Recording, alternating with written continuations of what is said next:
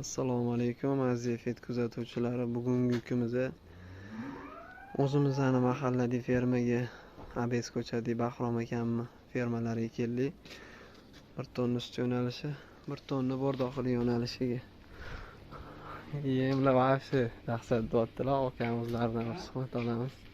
Kanallarni yoqdingizmi? Hamma oqlaringiz ekan yomon o'zgarib ketibdi, bora. Rangi ochilibdi. Ha. Mana semental galishting. Mana hamla xohlasa mana videosini olib ketyapman. Примерно yana 10-15 kunlardami, 1 oylardami yana bir videoga qo'yaman. Vaqti dahshat o'zgarib ketibdi masala. O'sha bir kelganimda videoga ola olmadim-da.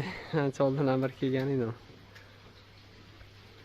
Yem rezultati bo'yicha endi yana bir kelganda videoga olib anaqa qilamiz, gruppaga qo'yiladi deb.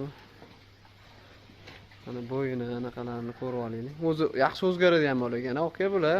Vaqti kichkina edi aka, mana bor.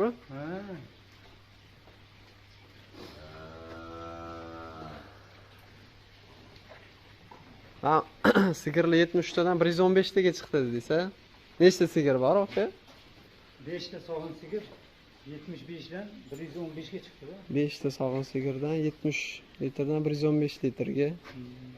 Shunda har biriga 5 ta 45 ta qo'shayotgan bo'lsa 9 litrdan aylanayotgan, yana har biriga qo'shgan. Yem qancha berasiz примерно? Yem 3 kilodan 2 mahal 6 kilo. 6 kilo.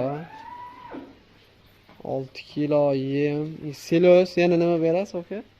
Bug'doyni pishirib beramiz. Atalar. Atala. Atala, silos и ertalab 3 kilo. Azefet yemi kechqurun 3 kilo.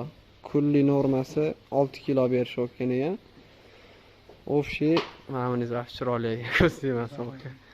Общий 9 litr qo'shibdi har biri.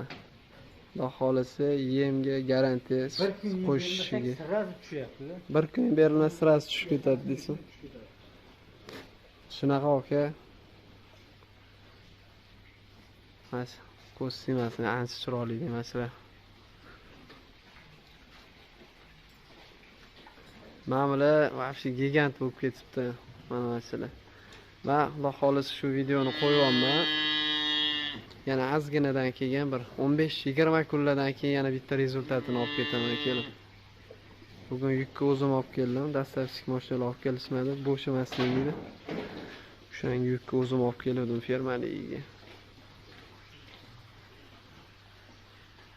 O'tirib boshqa ekan. Assalomu alaykum.